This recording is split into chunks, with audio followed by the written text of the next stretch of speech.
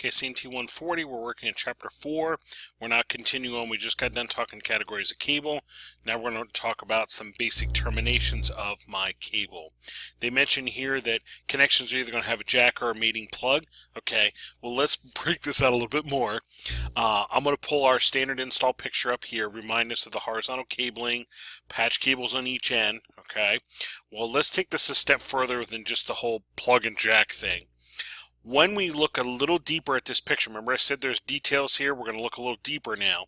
As I look at the patch cable here, going from the outlet to the computer, I find out that the patch cable is made up of stranded conductor.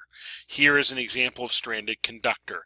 If I strip off the color-coded insulation here, I find out that the copper wire inside is actually made up of a bunch of smaller wires twisted together. That is stranded core conductor. Stranded core conductor you find in things like power cords. That allows the cord to flex and move a lot without breaking.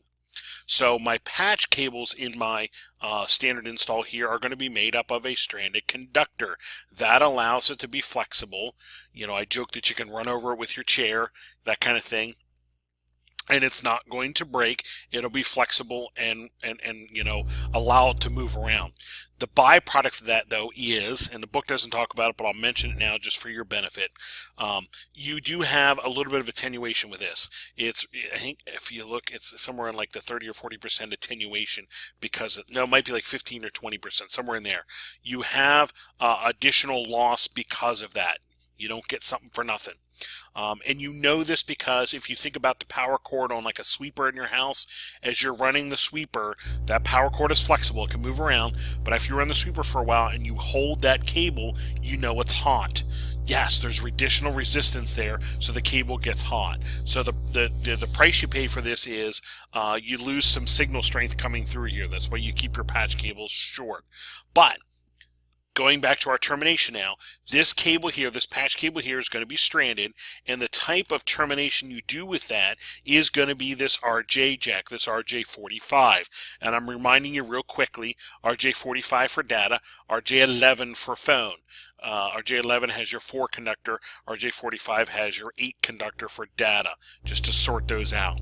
If I look a little closer at the RJ45, here's my RJ45, there's the 8 pins. These pins, if I were to pull one out, don't do it, but if I pull it out, I find out that it's a brass pin that has a bunch of teeth in, a bunch of teethy things in.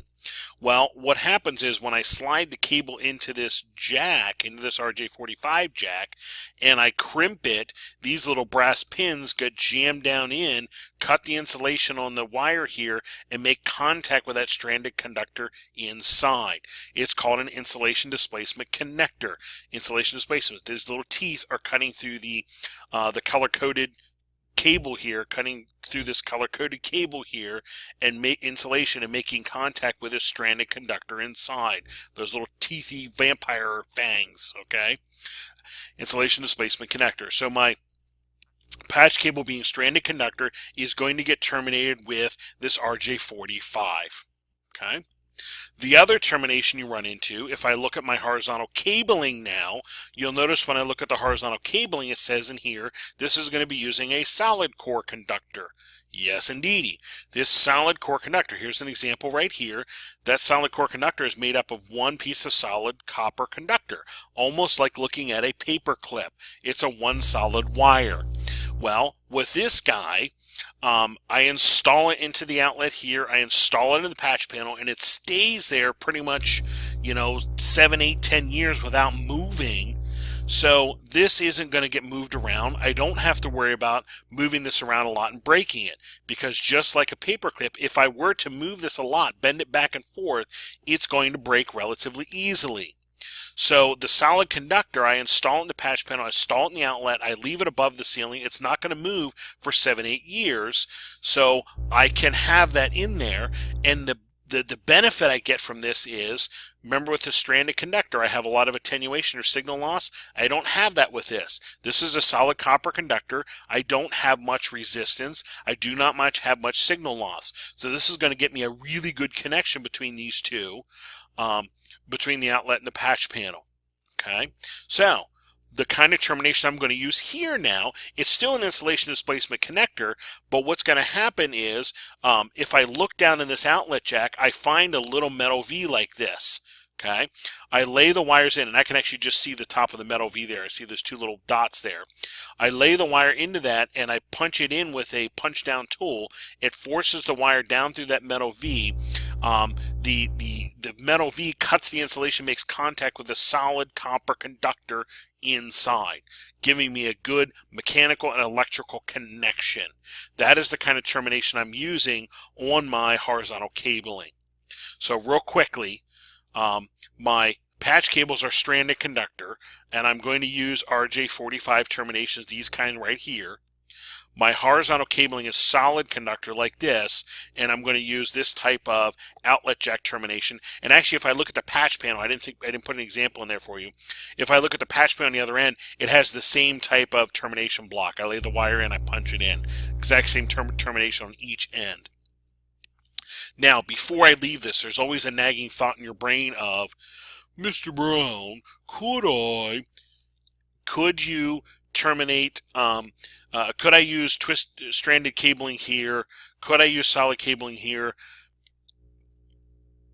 I'm going to hesitate and say, yes, but, and I'm going to put that but in there super quick. If I use stranded cabling here, I'm adding lots of attenuation. My cable run has to be shorter.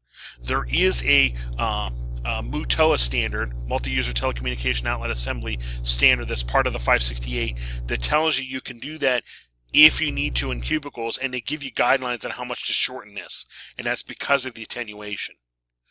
Well, Mr. Brown, could you make a patch cable with solid over here? Yes. Is it going to break probably relatively quickly? Yes. Okay, so yeah, could I bend the rules in this and do some of the change things around different than what Mr. Brown is saying? Yes, but you have those, exceptions that I'm mentioning right off the bat. This is going to have to be shorter, and this is probably going to break pretty quickly. So that's why the standard calls for stranded here for patch cables, RJ45, solid here for horizontal, using insulation displacement outlets and patch panels. That is the norm. That's what's going to work the best. More times than not, that's what you're going to do. Okay? All right, so people usually have that nagging thought in your brain. Continuing on with our terminations here, they remind us that all components in the system need to be the same category. Well, I did actually mention that earlier and said, my system is only strong as the weakest link. So as I deal with all my terminations, I need to make sure my patch panel is rated, category 6, for example. Look for the rating. Make sure my cable I'm pulling out of the box, it's rated category 6. Look at the label, make sure it says category 6. That's going to tell me that it has this structure and going to support what I want it to. Make sure my outlet jacks say category 6 and they're going to support it. So make sure all those components match, including even my patch cables. Make sure my patch cables, I read the label and it says it's category 6. All those components need to be the same. Again, the system is as strong as the weakest link. If I all of a sudden start using category 5E patch cables, my system is basically capable of category 5E bandwidths. That's what it is. So all these components need to match and be of the same category. It's only as strong as the weakest link. One of the other things they remind us of is when terminating, follow the color code. Yeah, when terminating outlets and connectors, follow the color code. What you're going to notice is the standard shows you the color code like so. Here's the 568 and 568B color code. Well, what you're going to find is when I start looking at things like outlet jacks, it's printed right on there for me. So all I really need to do is follow the color code on the outlet jack. A is listed up top, B is listed on the bottom. Now, the book talks about both color codes, and if you in a building, if you pick A and stick with it the whole way throughout, you're set. If you pick B and stick with it the whole way through, you're set. The A and B comes into play when you need to do things like crossovers, and they mention it a little bit later. That's where that kind of came from. But in a building, when you're terminating, if you pick a color code and stick with it, or if B is already being used, do everything else B, you'll be set. So use the color code, follow it, and read things like on the outlet jack, read the color code that's listed there. When terminating your patch cables, make sure you're following the color code. Here's the 568B for the patch cable termination. Here's the 568 color code for the patch cable termination. When you're terminating your patch panels, the patch panel has the color code listed on it. Make sure you're following the color code A or B on there, that you're getting the wires terminated correctly. Things are listed there for you on the patch panel. Color codes for the patch cables, color codes and analog checks, they're all there for a reason. Understand it, or I should say, take a minute, orient yourself, follow the color code and terminate to what it's telling you. That'll avoid lots of problems that you would have.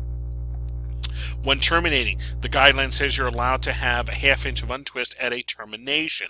That's not much. The more untwist you have, the more chance that you're allowing crosstalk and interference to occur. So you got to keep those nice tight terminations, nice tight twists to the terminations. And that goes for outlet jacks, that goes for patch panels, that goes for patch cables. Okay. When I come back in the next podcast, we'll start talking different termination blocks, 66 110 patch panel.